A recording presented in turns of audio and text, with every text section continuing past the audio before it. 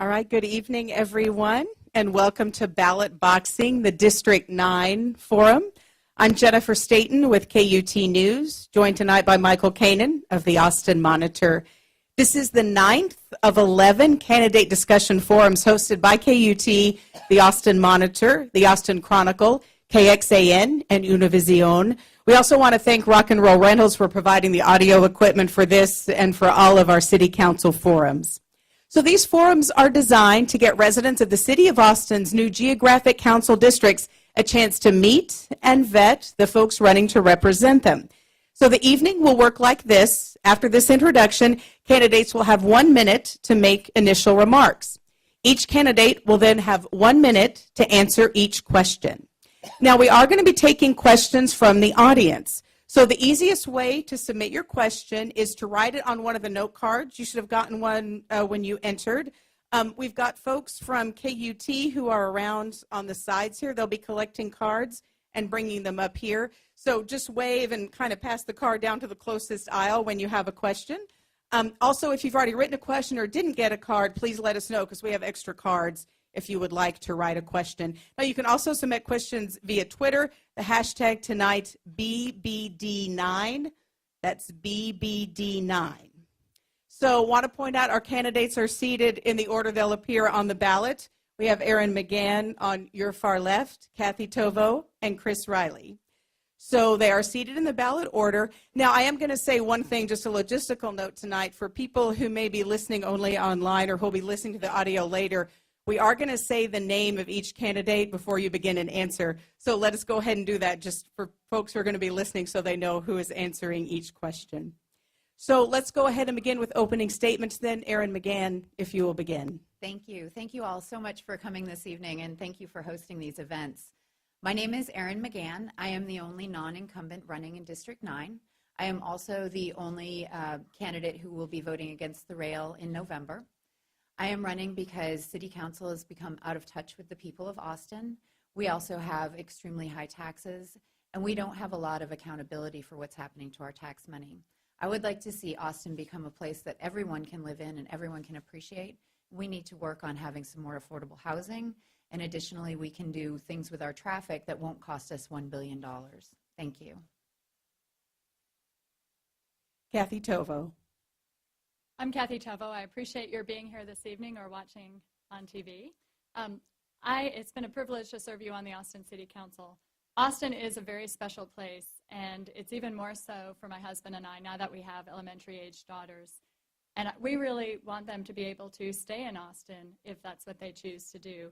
And as a parent, as a former UT student and instructor, it is important. I understand firsthand the challenges that Austin's families and students and working people face every day here. And it's very important as a council member, I want to continue to tackle the critical issues of affordability, the environment, education, and really looking out for the quality of life that we all share here.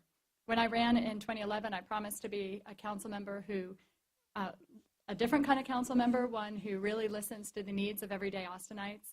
I've voted against incentives like for Formula One for the JW Marriott, and I've helped lead the effort to make sure that our school district works better with our city.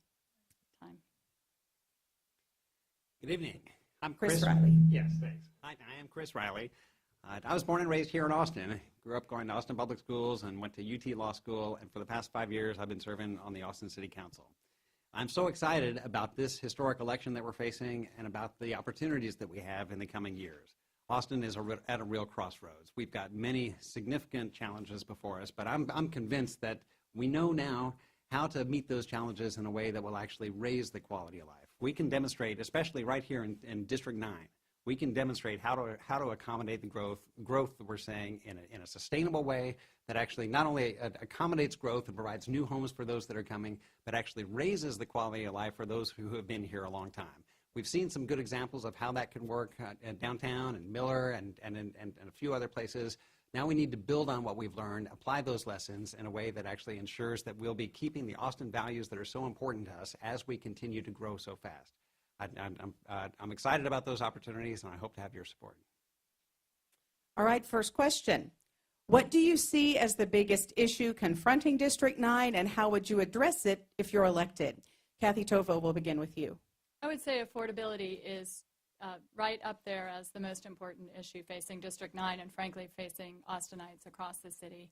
We really need to make sure that students, that working people, that families with and without children, seniors, can stay in our central city, and that's a big challenge. We need to make sure to, I've been leading the charge on property tax reform. I believe it is a both short-term and a long-term game. We need to, one, work for legislative changes at the state. We are in the process of beginning the work to file a formal challenge next spring.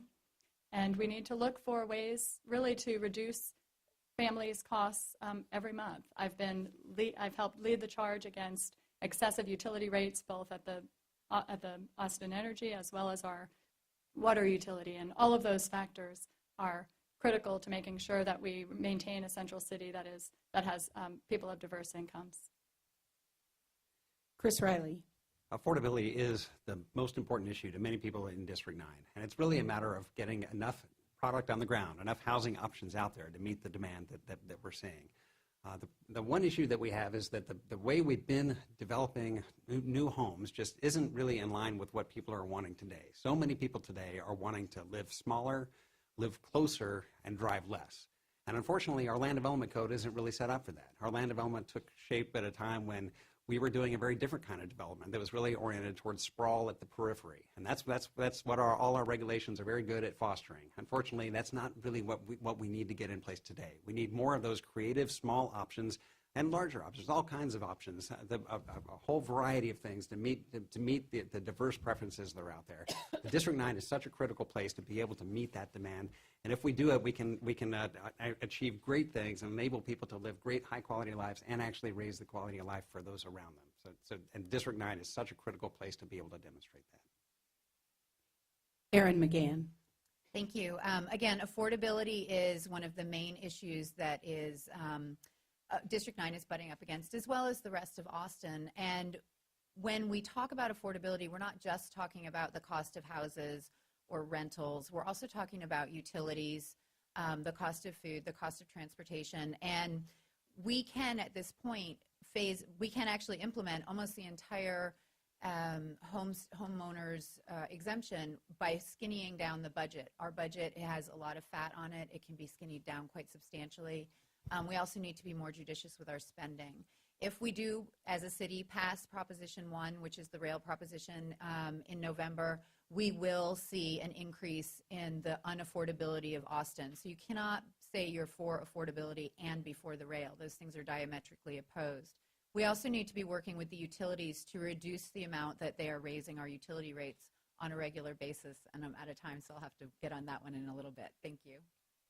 We're going to go now to our first question from the audience. Mike Kanan with the Austin Monitor has that question. Just a reminder, if you have a card and you've written a question, just hold it up, pass it down to the end of an aisle, and one of our KUT folks will pick that up. If you don't have a card but you'd like to ask a question, let us know also, because we have additional cards, and we're going to keep taking questions from the audience, so think of those and definitely submit them. So Mike Kanan with the Austin Monitor. Thanks, Jennifer. This question is an interesting frame, I think, of the rail question that you sort of have all touched on so far. District 9 will be the economic and political powerhouse of the new council. In 2000, less than 1% of voters stopped the Austin Passenger Rail project. If Proposition 1 doesn't pass in November, what will you, as the District 9 council member, do to help traffic congestion and the very strained infrastructure of Austin? And I think it's, Chris, is it your turn to start? Yes, it is a good question. What we know is that there is no one traffic solution that will solve all of our traffic problems. We can't just make our roads better and expect everybody to be able to drive everywhere. We need a whole array of options. We need to be getting more transportation options in place. If the urban rail proposal that's on the ballot in November isn't approved, then we will need to keep working on all of the other options that we have there, including bicycle and pedestrian mobility, and also working on our land development code to ensure that we're creating the kind of urban environments that enable people to reduce their need to travel long distances. And we will also need to resume the conversation about what to do on high-capacity transit. If this proposal doesn't work, then we need to talk about what other high capacity options are out there. And there's a very active, engaged community in Austin that is eager to keep that conversation going. And I certainly hope that we can get something back before the voters in something less than the 14 years it took us after 2000 to get to the point where we are now. I'm very supportive of getting something. That's your time. Ms. McGann. We can actually very quickly solve a few of our problems by implementing synchronized traffic lights. The city already has the technology for doing that, and some of the streets are already synchronized in Austin. We can go ahead and synchronize the remaining streets, and that'll just make the flow of traffic better. It's not going to reduce any of the traffic, but it'll make the flow better. Additionally, I would like to see us using more buses, and buses of a variety of sizes. So for areas that have low ridership, we can use smaller buses. Just because we have low ridership doesn't mean there isn't a demand. It's just a smaller demand. And we can use smaller buses, something like a 21-seater bus kind of thing. We can also, so we can focus more of our energy on the areas where we have lots of demand for buses. Using buses, we can also reallocate depending on the population shifts, depending on demand, depending on things like special events. All of those things can be accommodated in ways that the rail cannot accommodate people. That's your time. Minute goes fast. It does. Kathy. Thanks. We have a situation that did not happen overnight, and it's not going to be solved easily. And so I would definitely make sure if the proposal does go down in the fall, we need to continue to look at all of our ways to reduce traffic, from looking at where we have bottlenecks throughout our city on our roads and seeing whether small road improvement projects would help, continuing to encourage Capital Metro to expand their service to areas of the city that are currently not being served, to expand their evening and weekend service, and continuing to discuss with the community what their thoughts are for the future, whether they have ideas that should be considered, whether the concern was one of cost, whether it was of route, whether it's appropriate to begin to look at another high-capacity transit solution. And I also continue to believe that we need to also continue our work with big employers and make sure that throughout our community we have places of employment that are encouraging their workers to adopt more flexible schedules, to use. Thank you. I've got one from Twitter here. Always fun. What policy or policies do your opponents have that you believe would be good for Austin? And then they also follow up with the question, should the council have more members? And I'll let you all address that as you will. Ms. McGann, I believe it's your turn to go first. Should the council have more members? More than 10? I believe that was the question. More than 11. I'll answer that second part first. I think we should probably see how we do with the 11 first and see if you all think we need more.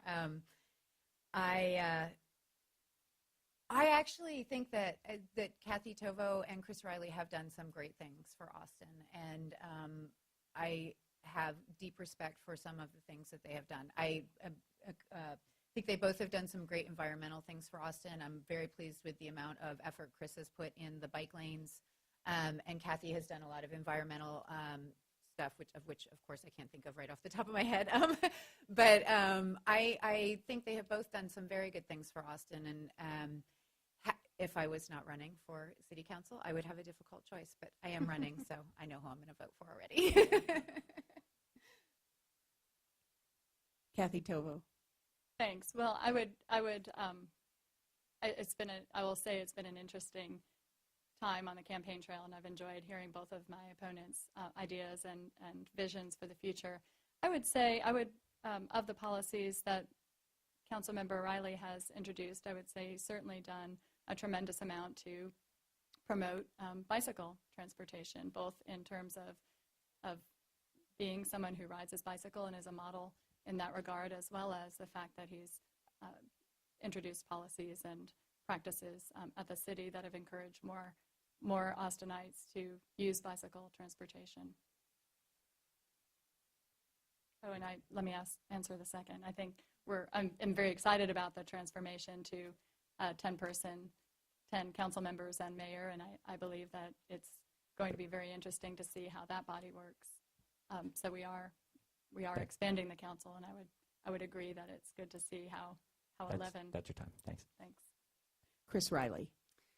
I have great respect for both of my opponents, and I have been learning a lot from them over the course of the campaign. I have to say, with respect to Councilmember Tovo, one idea that she has actively supported that I'm a big fan of is getting a sobriety center in place. I've been interested in that idea for a long time, and I think it merits some further work, and I really greatly appreciate her support. It's an item that she and I have had the opportunity to work on together, and I greatly appreciate her support for that. And I have to say, Ms. McGann, I'm always glad to hear somebody speak highly of buses.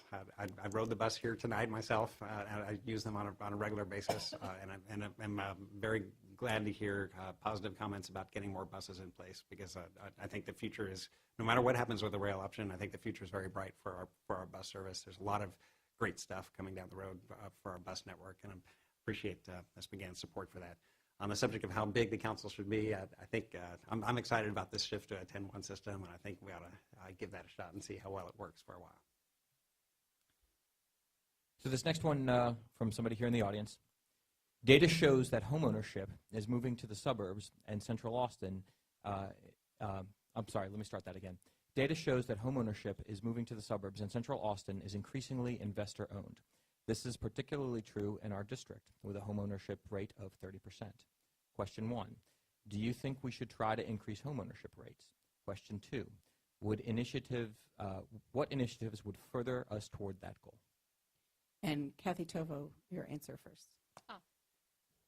Well, I think it's important that District 9 continue to be a place where we also have renters as well. And I think it's important to make sure that we do have diverse household types, that we have sufficient rental housing as well as home ownership housing opportunities.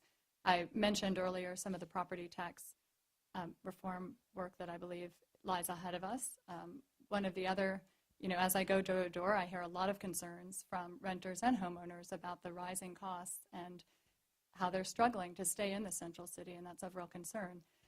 One of the issues that I believe we need to address in the time ahead is also the impact of that short-term rentals have had on our housing stock. To take 3% of our housing and turn it into commercial mini hotels. Now, I'm not talking about homeowners who are renting out their houses for a couple of weeks a year. I'm talking about the houses that are 100% of the time turned into mini hotels.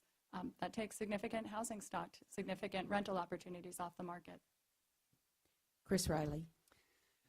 I do think that housing costs are a concern for the whole city, and when it comes to homeowners versus renters, I really think you need to look at what we're doing now. We actually have a very large incentive for homeownership already in place through the homeowner mortgage interest deduction, whereas renters, who tend to be lower income in many cases, don't have those same sorts of subsidies, and they face real challenges. They're at the mercy of landlords when it comes to annual rent increases.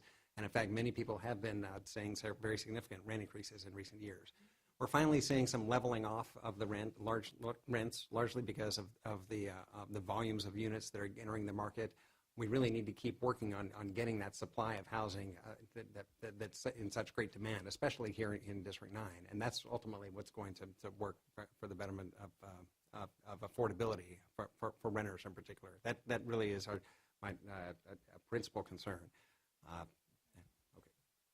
Erin McGann. Thank you. We do have a good first-time home buyers program here in Austin. Increasing the homestead exemption tax would help people, because I know a lot of my friends who are currently renting are concerned about paying exorbitant taxes. But additionally, a lot of people that I talk to who are renting are waiting for the bubble to burst here in Austin, which I don't know if that is ever if we're gonna burst really, but it may slow down. So much of the home cost is market driven, and so I don't really know how much the city council can do about that. And that is concerning. When I first moved to Austin, there were a number of locally built low income and first home buyer houses being built over on the east side in what's a very nice part of town right now. And maybe we can get more involved in that. I would have to really research that more to be able to give a concrete answer for what we can do with that. Thank you all. How do each of you, as candidates, feel about a rental registration program for all rental properties in the city? Chris Riley, your answer first. This is something we've talked about a fair bit because we have a lot of problem properties, and the city really hasn't been doing as good a job as it should have when it comes to enforcing our codes with respect to those problem properties, and it gives us an impulse to want to get everybody registered so we can make sure we're keeping tabs on everyone. The problem is our code compliance department, or now we're just called Austin Code, we've really been struggling just to get the problems addressed at the properties that we know about that are the worst offenders. And so I am supportive of doing everything we can to redouble our efforts to get our code compliance process working right, starting with the worst offenders, starting with those problem properties. Let's get that figured out. Eventually, we could talk about expanding to have a broader scope for a rental registration. But if we know where the worst cases are and we can't even get those straightened out, then I don't think it's time to impose a large city bureaucracy on a problem of that scale. We need to get our act together on code compliance, starting with the properties that are generating the most serious problems.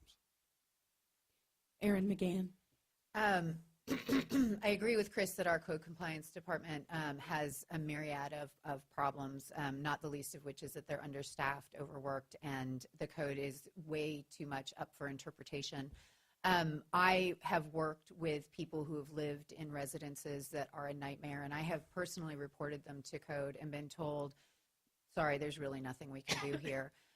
Which is very disturbing because the folks that I was working with were people who could not really speak for themselves. So we do need to have a better way of handling our code breakers, and having a rental registration, I don't know that that is necessarily the best way to do it, but we absolutely need to be protecting the people who are living in bad residences. I mean, people are living in incredibly dangerous situations that I wouldn't put my worst enemy in, and it's really sad because we have very few places for them to go that are low income and that they can afford. Kathy Tovo. About a year ago, I introduced a measure on council to implement a pilot rental registration program in 3 key areas, 2 of which had significant amounts of aging multifamily housing stock, which is in many cases in very substandard repair. I believe this is a very important consideration for the city. When I asked our staff and when I talked to housing advocates and talked with other cities, all of them suggested that a rental registration program could go a long way in terms of making sure that every Austin resident lives in safe housing. Many people are, right now we have a code system that is complaint driven.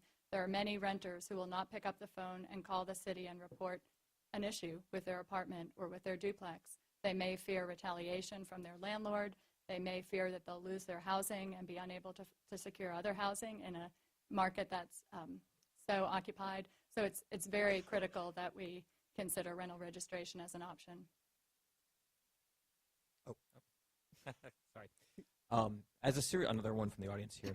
As a serial home renovator in 78701 and 78704, I've experienced arbitrary and inconsistent advice and decisions from the permit department. Given that this department causes Austin sprawl, stipulated in the card, what can you envision to change this unelected organization to embrace city planning that eliminates a need for more vehicles?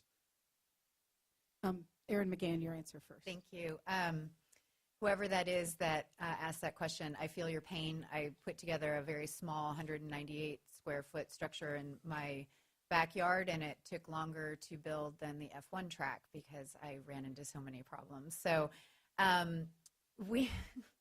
don't even know where to start with this. They absolutely have to change. They're not accountable to anybody in that department, and it's completely arbitrary the way things are interpreted. You have to go down and sit there to talk to somebody for hours at a time. The good thing is they have stopped showing Fox News at a really high volume, and they do have air conditioning and seating in there now, so at least people aren't really, really angry by the time they get in to see the person they need to talk to. But we need to be working with people so that they can get things done in a reasonable manner, and they know what it is they're supposed to be doing. I can give a lot of examples of this, but you all probably all know them, but we do need to work with them and make sure that they're accountable to the people of Austin. Kathy Tovo. Well, I'm always sorry to hear stories of that sort. And of course, we want a city permitting department that offers consistent and helpful and valuable advice, and that's, I believe, what we should all strive for, and I think we have many city staff members who do. But we had a situation about a year ago where our permitting staff were very understaffed. They really needed more resources, and I'm pleased that the council did allocate more financial resources to that process, and I'm told, and the stats show that things are moving more quickly. We, of course, need to continue to look at ways to retain our staff. It does take a fair amount of time for them to learn the various codes, and certainly the Land Development Code rewrite will help simplify some of those issues. But retaining our staff, making sure they're trained, and then as council members allocating sufficient resources to make sure that those processes are moving as quickly as they should for our users are all important. Chris Riley. I appreciate the question. My own home is an 1890 house that I fixed up about 12 years ago, and I know exactly what you mean about the permitting process. And really, in many ways, the process has only gotten worse since then. We've heard any number of horror stories about people who have had to go through that process, people having to stand in line just to give a check to somebody. I mean, who does that anymore? We know we are behind on that. Now, we have gotten the backlog down. We did make a special effort to clear out the backlogs, but the fundamental underlying problem still remains that we have a code that is overwhelming. It is hard. Our own staff can have a very hard time applying it efficiently and fairly. We spent a lot of time just trying to straighten out mistakes that our staff have made in the course of applying the code. The code rewrite is hugely important. We need a code that is much simpler, easier to understand and apply, and we need a permitting process that is much more user-friendly. We know that other cities are able to do that with things like online review of permits, and that is the direction that we have been heading in. I've been proud to sponsor or co-sponsor a number of items in that regard. Next question again from the audience here. Neighborhoods in District 9 encapsulate much of what is unique to and culturally significant about Austin. How do you reconcile preserving these neighborhoods while promoting smart and progressive city development? Kathy Tovo, your answer first. Well, I think that's a great question because of all the districts, I believe District 9 is probably under the most intense pressure in terms of development and pressure for growth. And I believe it's really important that we strike a good balance, that we allow increased density along the corridors and in the places where our neighborhood plans have identified it as appropriate. And we need to strive to really maintain, to manage growth rather than letting it manage us. I believe we need to guide development, not rubber stamp it, and really make sure that we are preserving the character of our existing neighborhoods. District 9 is diverse in many ways. We've got downtown, we've got a master plan community in Miller, and then we have some older neighborhoods, more traditional neighborhoods with historic structure, and they're all collectively really add to Austin's landscape, and we need to make sure that we're preserving those unique characteristics. Chris Riley. It is incredibly important to be able to preserve our old historic neighborhoods and ensure that we maintain a good quality of life in those neighborhoods as we continue to grow. There are very significant opportunities to accommodate a lot of growth in the nearby corridors and activity centers. For instance, if you look at a place like Airport Boulevard between Lamar and 35, you can see how we could very significantly accommodate a lot of growth and change along that in a way that hangs on to those cool local businesses, but actually allows for some new density and a lot more walkability. And in the process, you'd actually be raising the quality of life for the folks in the nearby neighborhoods like Hyde Park or Northfield, who would like to have a place like that they could walk to and actually stroll along the boulevard and enjoy the local shops and services along the way, which doesn't happen so often now on Airport Boulevard. That's really the way to be thinking about the growth.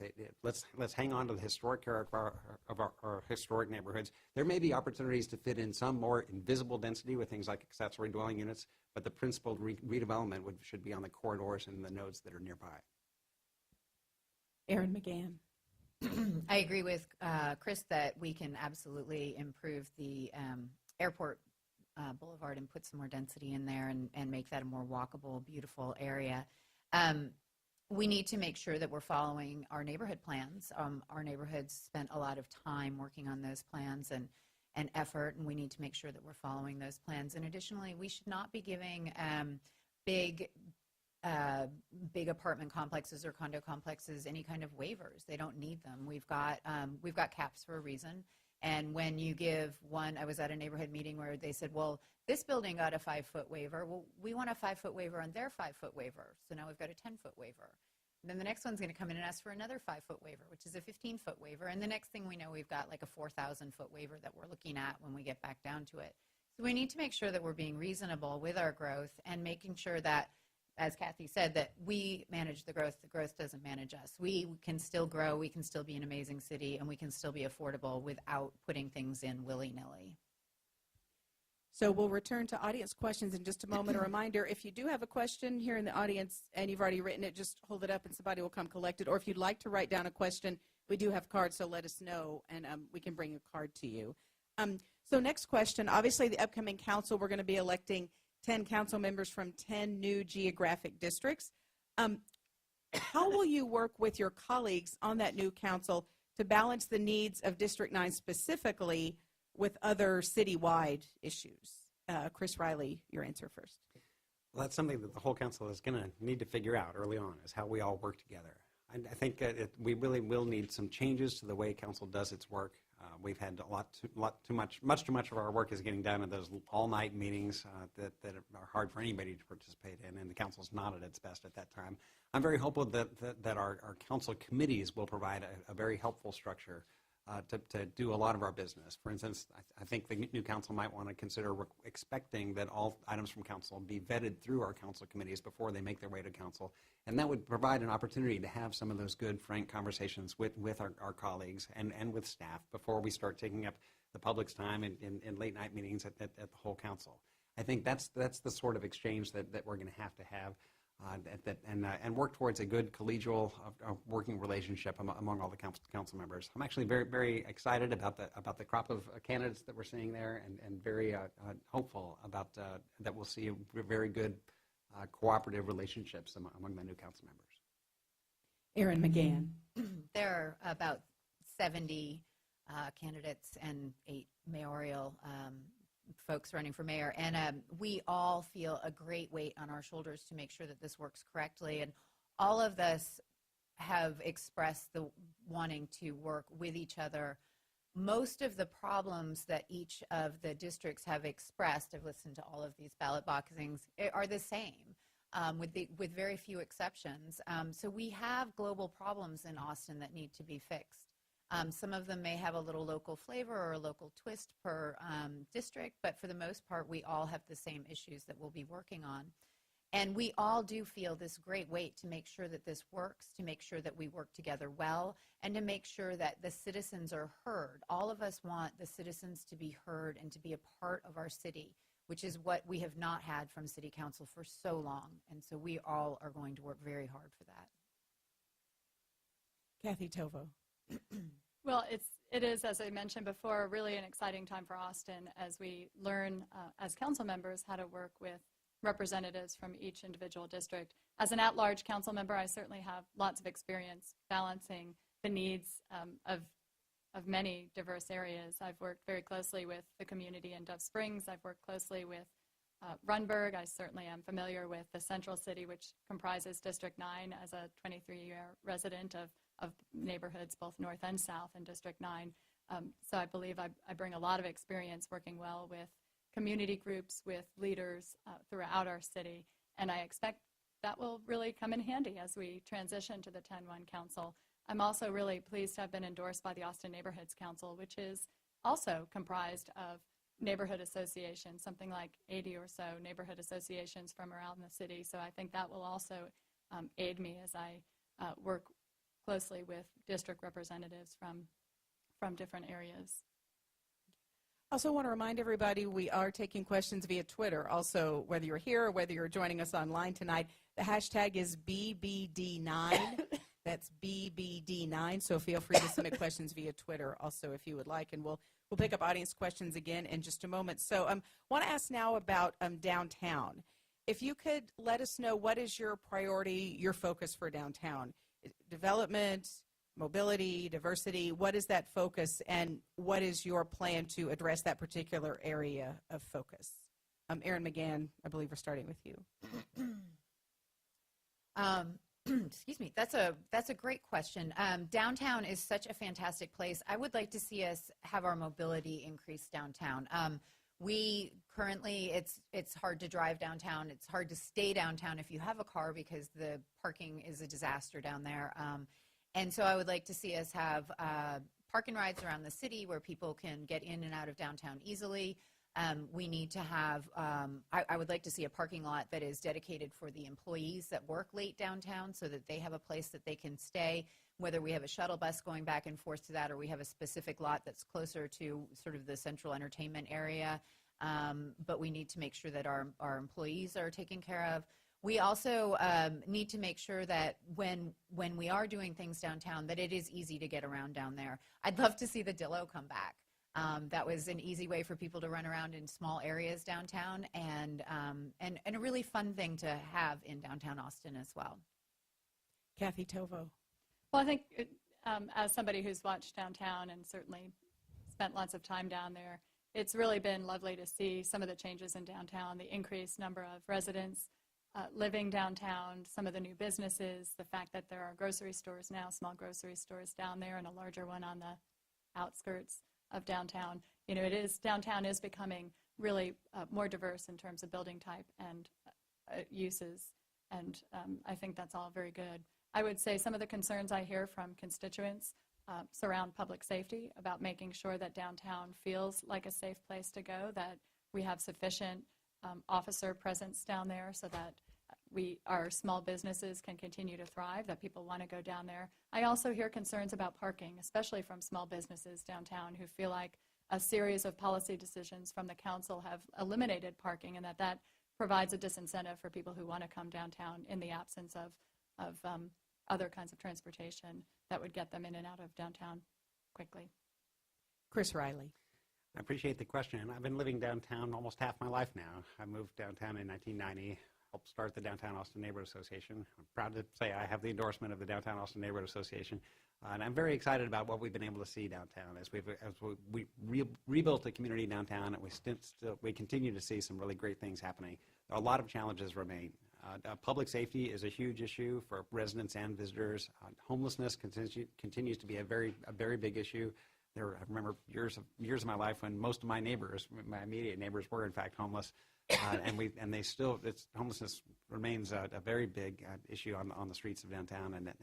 But we know now what to do about that. We know we need more permanent supportive housing. We're actually now seeing we're almost at the opening of Capitol Studios there on East 11th Street, an affordable housing complex right downtown, which I'm proud the downtown neighborhood enthusiastically supported.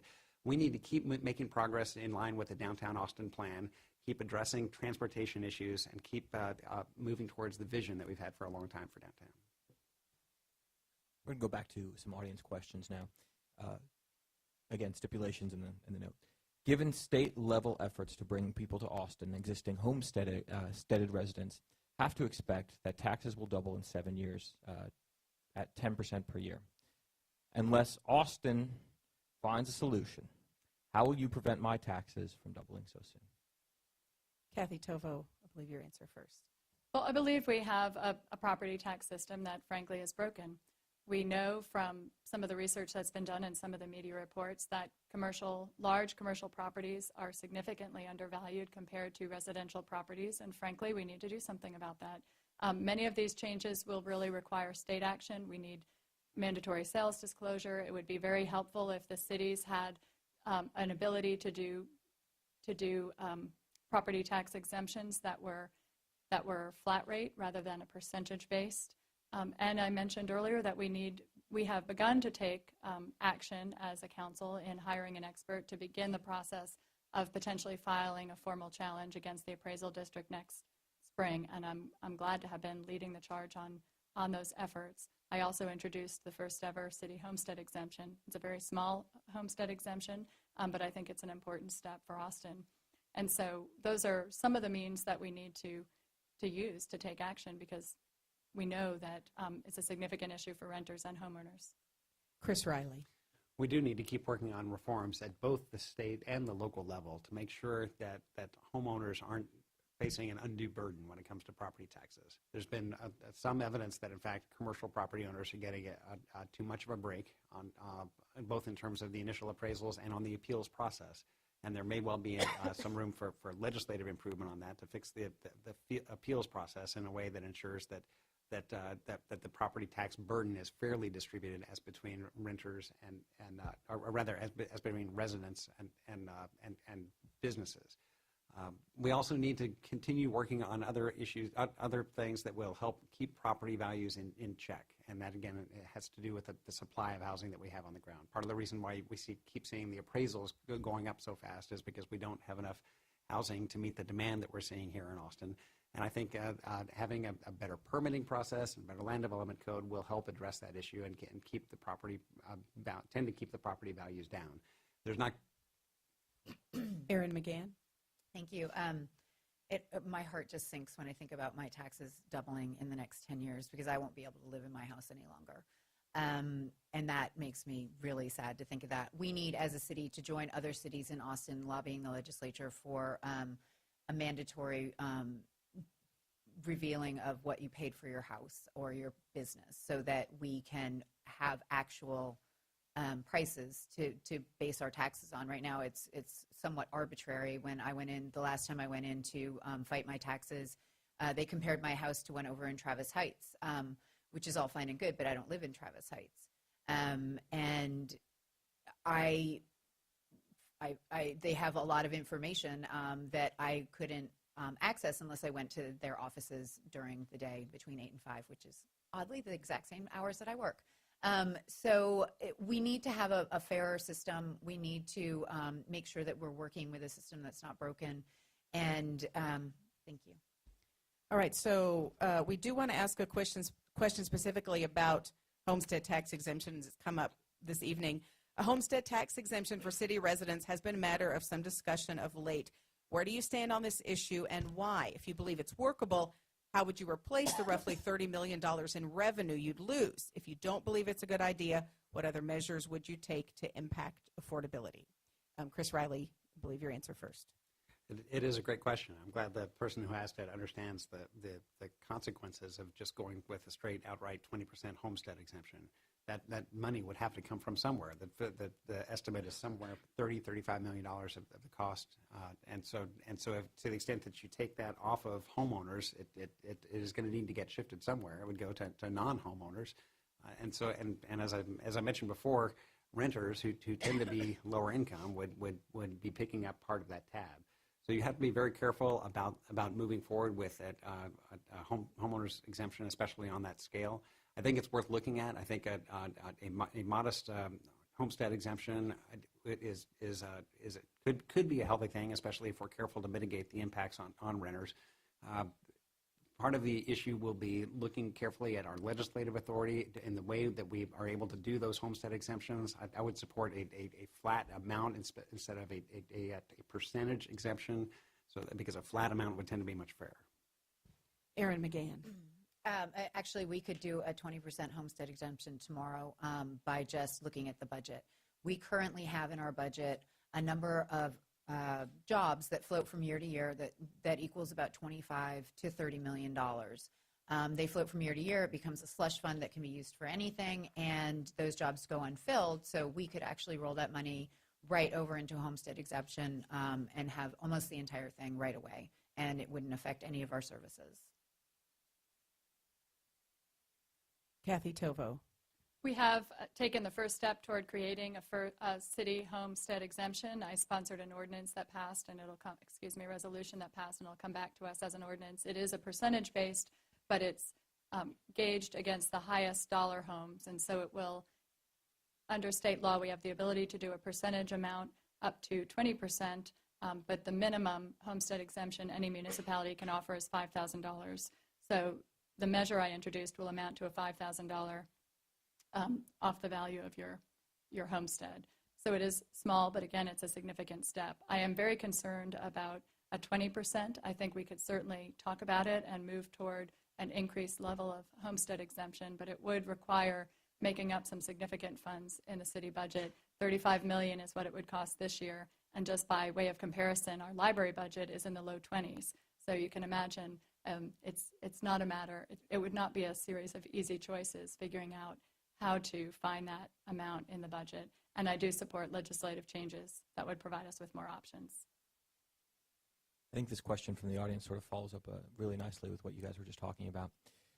The City of Austin's budget is $1 billion more than the budget of San Antonio, which is 500,000 people larger than the City of Austin. Have you identified wasteful or unnecessary spending? If so, where? And how would you address that waste? And I believe we start with Erin McGann. Thank you. As I just stated, we could trim the budget $30 million tomorrow by reducing the number of jobs that we float from year to year. We need to be looking at every single part of the budget and determining what is going on with the money. We need to do a full audit on our budget and a full audit on both of the utilities.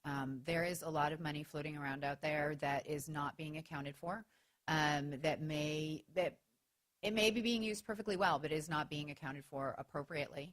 Our budget is not completely transparent. We need to have a better budget online that people can really drill down on and see exactly what's being spent. We're part of the way there. We need to get all of the way there. This should not be a difficult thing. We live in a very tech-savvy town. This should be really easy for us to get this all online so anyone can see exactly what's going on.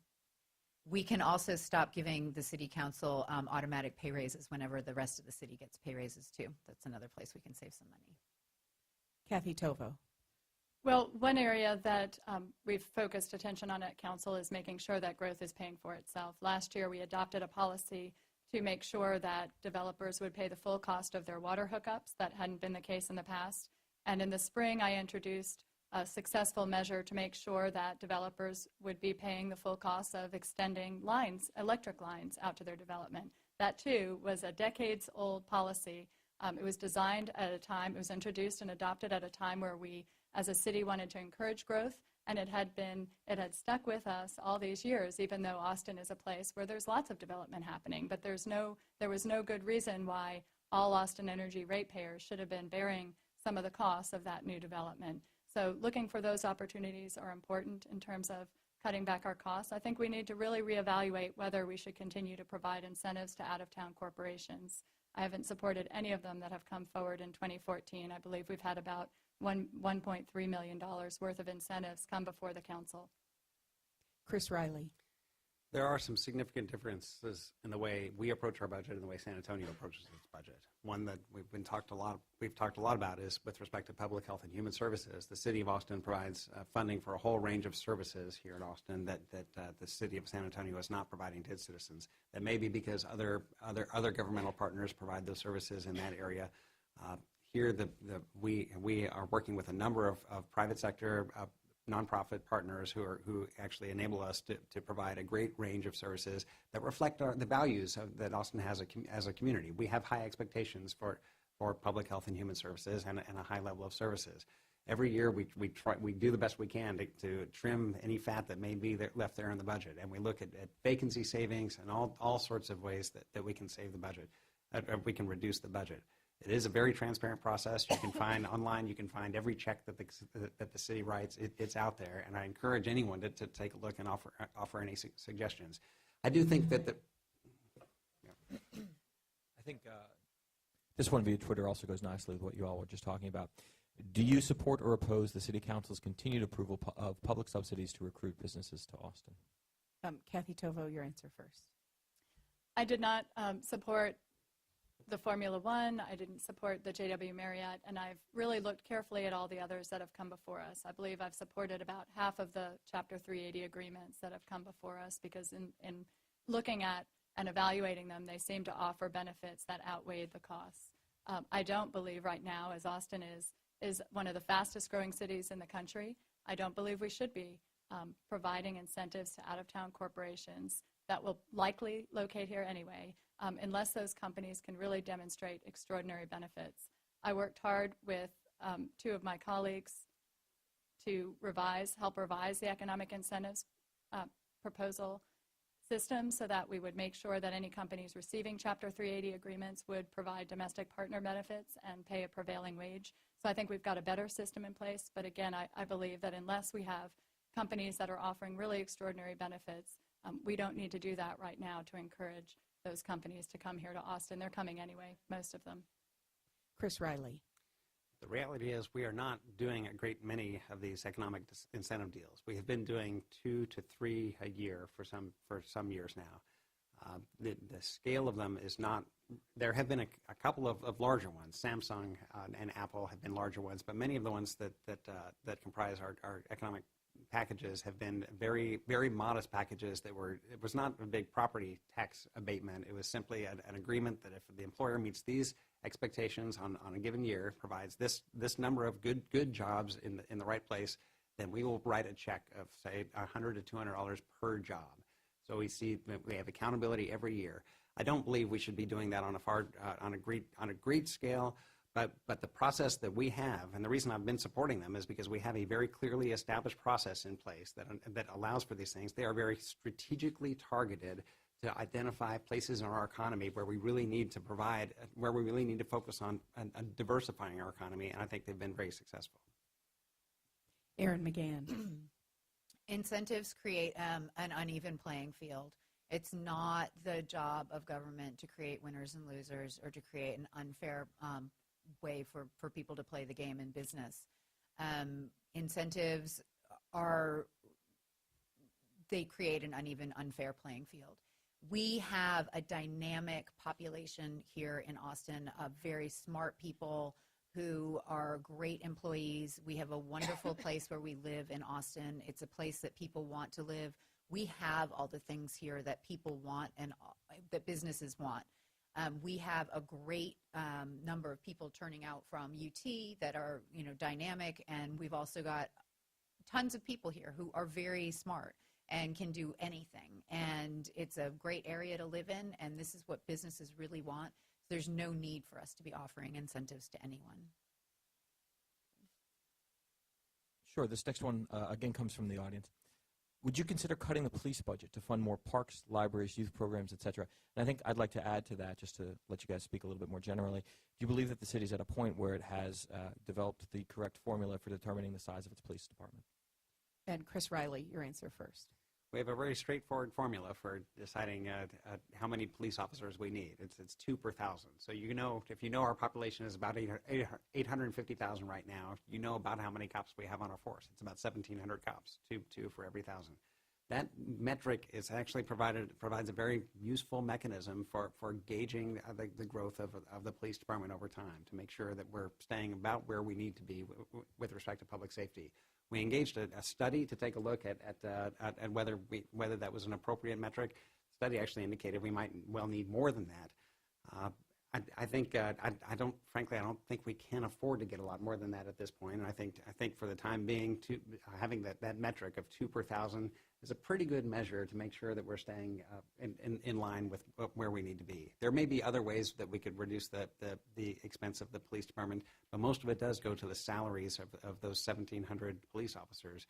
And I think I think our public has very high expectations for public safety, and I'm proud of our success at that. Erin McGann. Thank you.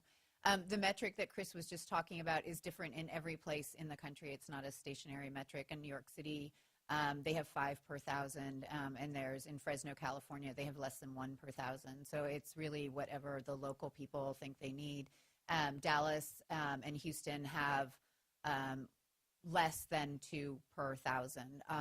This is all online. You can find it on the Department of Justice website. I don't think we need to do either or. We don't have to cut the police budget in order to have better parks. We spend a lot of money on parks, buying parks, building parks.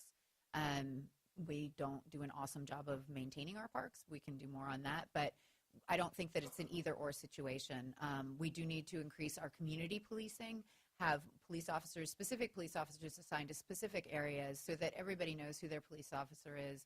Everybody knows who's in the area and what's going on, so that we have a better community of policing. And thank you.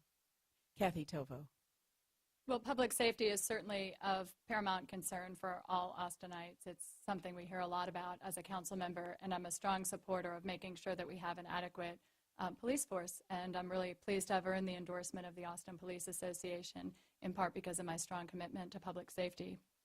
I also believe we need to talk comprehensively about how we support public safety goals with our other city departments. One of the things I've tried to do is initiate a council discussion about how we might better use our parks and recreation services to help meet those goals. And I helped lead an initiative, a successful initiative, to reintroduce a program called Roving Leaders, which actually is aimed at high crime areas, and it's a program, a very successful teen program run through our Parks and Recreation Department. I believe we need to make sure that our police department is working with our Parks and Recreation folks and really looking at where they might bring particular programs that have proven to be successful in terms of reducing crime activity. And just want to let you know we're getting close to the end of our time. We're going to take 2 more questions from the audience. We won't do closing statements, but these are the final 2 questions then for the evening. I think a theme that sort of emerged, a small theme that's emerged in some of these questions is the preservation of quality of life in the area, and I think that folks would like to hear you all address how you aim to do that. Erin McGann, your answer first. I'm sorry, just address quality of life. Yeah, how do you aim to preserve the quality of life? Okay. We need to make Austin more affordable. That's the very, very first thing that we need to do, and we need to do that by increasing the homestead exemption tax. We need to do that by making sure that people can afford to live in District 9. We're seeing the unaffordability of District 9 trickle down to all sorts of different areas that maybe we didn't realize it was going to happen to. Schools are starting to lose attendance because families can't afford to live in District 9 any longer. And when schools start having low attendance, that's when they start getting looked at for closing. I would hate to see any schools in District 9 close, because having a community school is part of what creates your community. So we need to make sure that when we're approving buildings, we need to make sure that there are affordable units in those buildings. We need to make sure that there are lower income houses being built. We need to be working with that kind of aspect of the city in order to make our city more diverse and more livable for everyone here in District 9. Kathy Tovo. Well, quality of life is really critical, and for me that also extends to our support of the environment. I'm really pleased to have gotten the endorsement of the Austin Sierra Club. I believe I've been an environmental leader on the council, and we need to strive to protect our natural resources. It's one of the things that's made Austin such a great city over the years. I've also been very supportive of some of the budgetary decisions we've made this year and last.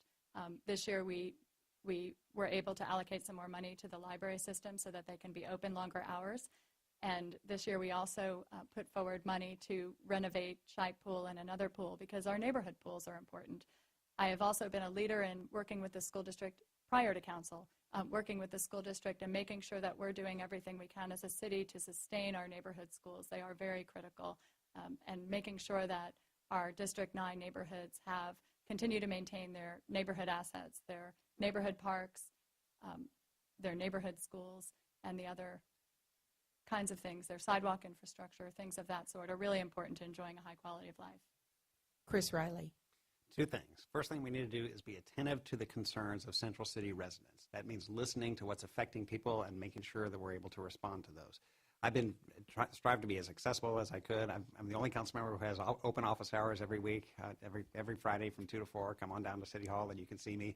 And I've been listening to constituents and seeing what we can do to address those concerns, whether it's about noise issues in the Central City, or sidewalk infrastructure, or parks, or what have you. We need to be listening and learning from that. And that gets me to the second thing, is learn from the experiences of what we're seeing downtown and in other parts of District 9, and figure out how we can build on those to make sure that as we continue to grow, that we provide a good quality of life going forward. So for instance, there's an amazing quality of life at Miller that's emerging, and you talk to anybody out there and you'll hear it and you see it in their faces. We need to learn from that and apply those lessons to new development all across the city, to make sure that we're offering that same high quality of life to newcomers as we're able to enjoy in key places like that now. And this will be our final question of the evening. City taxpayers currently financially supplement police during special events. What plan or plans would you implement to pass the cost back to the event planners versus the taxpayer? And Kathy Tovo, your answer first. Well, this is an issue that has been of interest to me as a community member before becoming a council member. I do believe that we need to work hard to make sure that we have a full accounting of what the city spends on events, and that we have an open and transparent discussion about which of those we want to support for different reasons. I believe we have several large events that are enormous economic development drivers for this region and should be treated as such. And in the same way we carefully evaluate any companies, we need to evaluate those events and determine whether those are the right investments and whether we want to put public funds towards supporting them. But we do need to look very carefully at the fees that we're charging. I've sponsored a series of resolutions asking for a careful, thorough financial accounting of what we spend on events. And we are not, at this point, it looks like we're not setting our rates at an amount that would allow us to recover our costs, even when we think we are. Chris Riley. Events are a big part of what makes Austin, Austin, both for the people who come to town for those special events and for those locals who enjoy going to those events. We need to make sure that those events are paying their fair share of all the costs associated with events. And there's a number of ways that we can do that. We have a special events ordinance, as Councilmember Tovo mentioned, that is in the works, and we will continue to have conversations about exactly what changes need to be made with respect to that ordinance. I do believe there are other changes that we can make that affect that relate to the neighborhoods around those events. For instance, we can do better at the way we manage parking and overflow issues in the surrounding neighborhoods. But that has to be done in a careful, collaborative way to make sure we're listening carefully to residents and coming up with thoughtful solutions that place the costs where they should lie. Sometimes that will be with the event promoters, and I think there are opportunities. I was a sponsor of an item to help deal with some of those parking issues, residential permit parking, just during the time of events. We need creative solutions like that are going to help ensure that the events are able to go but distribute costs fairly. Erin McGann. Thank you. All events are not created equal in Austin. Some events, like South by Southwest, do get big benefits and sort of allowances for the police or for other infrastructure that they're using on the city time. Other events do not, and some that I'm specifically talking about are running events. I'm a runner. I've run the Austin Marathon a couple times, and I've run a number of other events here in Austin. And the cost of those events go up every year because of the extraordinary cost of running an event in Austin. So we have to look at at each event and see if we are really billing them on an appropriate manner. The Austin Marathon expects to pay $60,000 to the city this year, just because that's how much the city gets from Austin Marathon running that event. The South by Southwest got $365,000 worth of police support last year that the city paid for. Thank you. Well, that is time, and that is time. That is going to do it for this evening. Just a reminder that early voting begins October 20th. We want to thank the candidates for coming this evening. Thank all of you for coming to KUT tonight. Thank you. Thank you. Also want to thank everybody who joined us online this evening. Thanks to Rock and Roll Rentals for providing the audio equipment for this and for all of our city council forums. For our media partners, Michael Kanan with the Austin Monitor, the Austin Chronicle, KXAN, and Univision. I'm Jennifer Staten with KUT News. Good night, and thank you all again for coming.